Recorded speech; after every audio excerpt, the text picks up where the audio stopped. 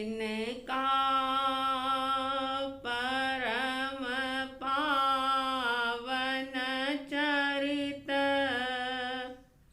जल निधि समान अपार है। जिनके गुणों के कथन में गणधर न पावे पार है। बस वीतराग विज्ञान ही जिनके कथन का सार है। उन सर्वदर्शी सन्मति को वंदना शत बार है। उन सर्वदर्शी सन्मति को वंदना शत बार है।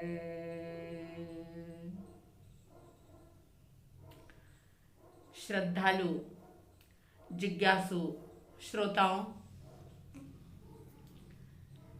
श्रीमद् राजचंद्र जी के द्वारा लिखी गई आत्मसिद्धि शास्त्र का स्वाध्याय, आत्मसिद्धि शास्त्र की चर्चा, आत्मसिद्धि शास्त्र का पारायण चल रहा है।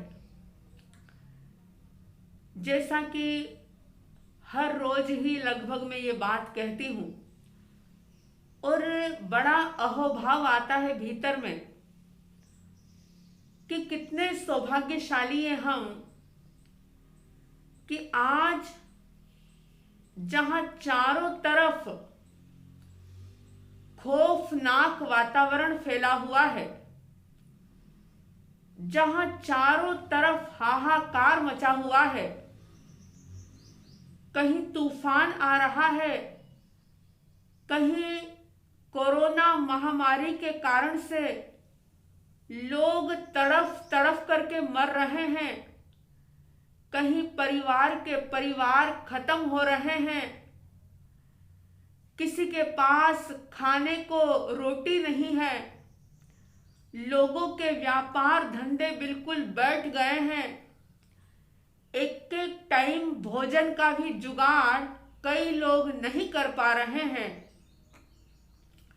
लेकिन ऐसे समय में भी विचार करो, चिंतन करो कि कितने भाग्यशाली है हम कि हमें बाहर की इतनी विपरीत परिस्थितियों के बीच में भी आत्मविशुद्धि का सशक्त साधन जिन शासन के रूप में प्राप्त हुआ है। कितने भाग्यशाली हैं हम। अपने इस सौभाग्य को महसूस करो, अहोभाव से भरो अपने आप को कि कैसा परम सौभाग्य है। अज्ञानी लोग दुखी हो रहे हैं इसलिए कि परिवार का कोई प्रियजन व्यक्ति, कोई स्वजन व्यक्ति चला गया। अज्ञानी लोग दुखी हो रहे हैं इसलिए कि रोजी रोटी का साधन नहीं रहा। लंबे लंबे समय तक लॉकडाउन की स्थिति ने सारी व्यवस्था को गड़बड़ कर दिया। अज्ञानी लोग दुखी हो रहे हैं इसलिए कि कहीं मुझे कुछ ना हो जाए। लेकिन जिन शासन की मशाल हमारे हाथ में, जिन वाणी रूपी रत्न हीरे माणिक हमारे हाथ में, जिसने एक बात तो भीतर में निश्चित कर दी बिल्कुल भीतर में एक बात को रमा दी, बसा दी, रोम रोम में ये बात रम गई कि चाहे कोई बीमारी आ जाए, चाहे कोई प्रियजन स्वजन का वियोग हो जाए, चाहे रोटी मिले या ना मिले, ये कोई दुख के कारण नहीं है। परम सौभाग्य की बात तो यह है कि हमें स्व को जानने का एक अवसर प्राप्त हुआ है, जहां अनादिकाल की जीवन यात्रा में लाखों करोड़ों अरबों लोग आज भी ऐसे हैं कि जिनको ये नहीं पता कि मैं हूं कौन, जो सिर्फ बाह्य संयोगों को ही सब कुछ मान रहे हैं, जान रहे हैं, उसी संयोग की प्राप्ति में खुश हो रहे हैं और उन्हीं संयोगों के वियोग में वे दुखी हो रहे हैं। और इसी तरह से कर्मों की श्रृंखला, कर्मों का आश्रय लगातार लगातार लगातार करते ही चले जा रहे हैं। कैसा भाग्य है आपका, हमारा, कि हमें ये बात जानने, समझने को और जीने को मिल गई कि बाहरी संयोगों के परिवर्तन से तू परिवर्तित नहीं होता, तेरा अस्तित्व जरा सा भी खंडित नहीं होता, तू हर स्थिति परिस्थिति के अंदर तू बना रहता है, तू सिर्फ जाननहार है, देखने वाला और जानने वाला है।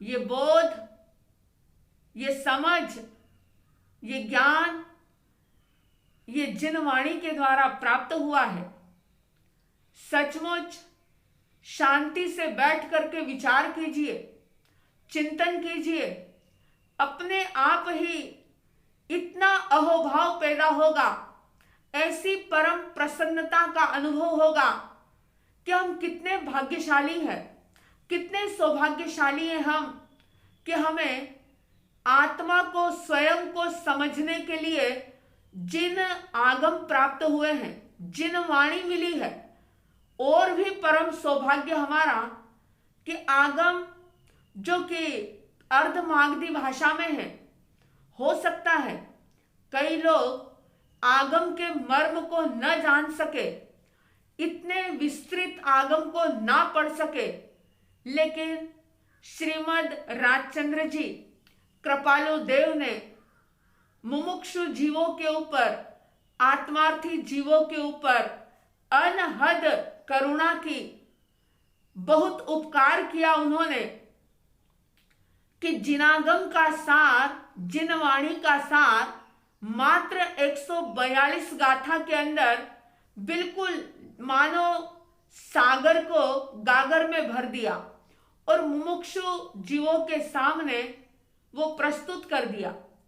सचमुच आत्मसिद्धि शास्त्र को अगर सही तरीके से पढ़ लिया जाए, समझ लिया जाए, उस पर चिंतन, मनन और मंथन कर लिया जाए, तो आत्मा की सिद्धि यानी स्व की पहचान, स्व का अनुभव निश्चित रूप से हो ही जाएगा। और परमात्मा प्रभु महावीर ने भी यही बात तो कही थी कि अगर अपने को नहीं जाना और दुनिया को जान लिया तो वो सारा जाना हुआ अनजाना है, सारा कुछ बेकार है। जैसे अंक के बिना जितनी मर्जी शून्य शून्य शून्य लगाते जाओ, उस शून्य का कोई मतलब नहीं होता। लेकिन अगर एक का भी अंक है और एक के अंक के आगे जितनी जीरो लगेगी, उतनी उसकी कीमत जो है वो बढ़ती चली जाएगी। तो आइए अपने सौभाग्य की सराहना करते हुए बड़े अहोभाव के साथ इस आत्मसिद्धि शास्त्र का श्रवण करेंगे। इसकी 45 गाथाएं परिसंपन्न हुई थी और जैसा कि आपको याद होगा, मैंने कल बताया था कि 45, 46, 47 और 48 ये 4 गाथाओं के अंदर शिष्य के मन में आत्मा को लेकर के एक जिज्ञासा या यूं कह दूं कि शंका पैदा हो रही है। और इन 4 गाथाओं में अलग अलग प्रकार की शंकाओं को प्रस्तुत किया गया है कि ये कोई व्यक्ति विशेष की शंका नहीं। जब कोई भी जीव, कोई भी आत्मा जब ये बात सुनता है कि आत्मा है, तो ये 4 प्रकार की शंकाएं जो इन 4 गाथाओं के अंदर बताई है, किसी के भी मन में पैदा हो सकती है। तो 45वीं गाथा में आपने सुना था कि शिष्य आत्मा को लेकर के शंका करता है कि नथी दृष्टिमा आवतो नथी जणातो रूप, बीजो पण अनुभव नहीं तेथी न जीव स्वरूप। उसने कहा था कि नथी दृष्टिमा आवतो, अगर आत्मा है तो मेरी दृष्टि में क्यों नहीं आता, मुझे दिखाई क्यों नहीं देता। नथी दृष्टिमा आवतो नथी जणातो रूप, और उसका कोई रूप भी, उसका कोई आकार प्रकार मुझे दिखाई क्यों नहीं देता। और बीजो पण अनुभव नहीं, दूसरा भी किसी प्रकार का अनुभव आत्मा को लेकर के नहीं होता। तो इससे ऐसा लगता है कि तेथी न जीव समान, यानी ऐसा लगता है कि आत्मा है, ये पद समझ में नहीं आता, इस पर आस्था नहीं होती, इस पर श्रद्धा नहीं होती, और ऐसा लगता है कि आत्मा नाम की कोई चीज है ही नहीं। ऐसी शंका 45वीं गाथा में शिष्य ने की थी। आइए 46वीं गाथा देखते हैं, जिसमें श्रीमद जी ने बड़ी ही सुंदर शंका जो आम लोगों के भीतर पैदा हो सकती है उसको प्रस्तुत करते हुए कहा था, अथवा देहज आत्मा अथवा इंद्रिय प्राण, मिथ्या जुदो मानवो नहीं जुदो एंधान। इसमें शंकालु मन ये शंका करते हुए कह रहा है कि अथवा देहज आत्मा, या तो यूं मान लो कि जो ये देह है, ये जो शरीर है, जो पंचभूतों से बना है, इन्हीं पंचभूतों से निर्मित शरीर के साथ भी आत्मा नाम की कोई चीज पंचभूत से पैदा होती है। यानी इस देह को, इस शरीर को ही आत्मा मान लो। अथवा देहज आत्मा, देह को ही आत्मा मान लो। अगर ऐसा नहीं मानते तो फिर कहा कि अथवा इंद्रिय प्राण, इंद्रिय, श्रोत इंद्रिय जिससे सुना जाता है, चक्षु इंद्रिय जिसका जो विषय है वो देखने का है, वर्ण ग्रहण करने का है, घ्राणेन्द्रिय जो सुगंध दुर्गंध को अनुभव करती है, रसना इंद्रिय जो कि रस को यानी टेस्ट को लेती है, और स्पर्श इंद्रिय जो हल्का भारी ठंडा गरम लुखा चिकना ये जो भी स्पर्श है इनको महसूस करती है। और इसके अलावा मन वचन काया ये जो है इंद्रियां, और इसके अलावा 10 प्रकार के जो प्राण हैं उनको ही आत्मा मान लो। जैसे इंद्रियां प्राप्त होती है, पैदा होती है, और जब ये पंचभूतों में ये शरीर फिर से विलीन हो जाता है तो आत्मा भी उसी के साथ नष्ट हो जाती है। ऐसा कोई शंका करते हुए शिष्य कह रहा है कि या तो फिर देह को ही आत्मा मान लो और इंद्रिय प्राण को ही आत्मा मान लो, क्योंकि बेकार है मिथ्या जुदो मानवो। जुदो यानी अलग, अलग मानना, शरीर से, इंद्रियों से, प्राणों से इसको अलग मानना ये मिथ्या है। मिथ्या जुदो मानवो नहीं जुदो एंधान, अथवा देह जे आत्मा अथवा इंद्रिय प्राण, मिथ्या जुदो मानवो नहीं जुदो एंधान। कह रहे हैं कि आत्मा नाम की कोई चीज जब दिखाई नहीं देती, अनुभव में नहीं आती, तो भला शरीर को ही आत्मा मानने में क्या आपत्ति है? इंद्रियों को ही आत्मा मानने में क्या आपत्ति है? इसको अलग प्रकार का कोई तत्व मानना ये तो झूठी बात समझती है, यानी ये बात झूठी लगती है। इसको अलग मानने की कोई जरूरत नहीं है। शरीर के साथ आत्मा पैदा होती है और शरीर के साथ ही आत्मा मर जाती है। बात को आप सभी पूरे अच्छे तरीके से समझने की कोशिश करेंगे। मैंने इसीलिए ये बात 2 बार दोहराई कि 45वीं गाथा, 46वीं गाथा, 47वीं और 48वीं ऐसी 4 गाथाओं के अंदर आत्मा है इस बात को नहीं मानने के कारण से जीव शंका कर रहा है और उन शंकाओं का वर्णन ही इसके अंदर किया गया है। इसको सच नहीं मानना है। फिर 48वीं गाथा के बाद सतगुरु जिन वाणी के आधार पर आत्मा है इस पद को सिद्ध करेंगे, यानी शंकाओं का समाधान करेंगे।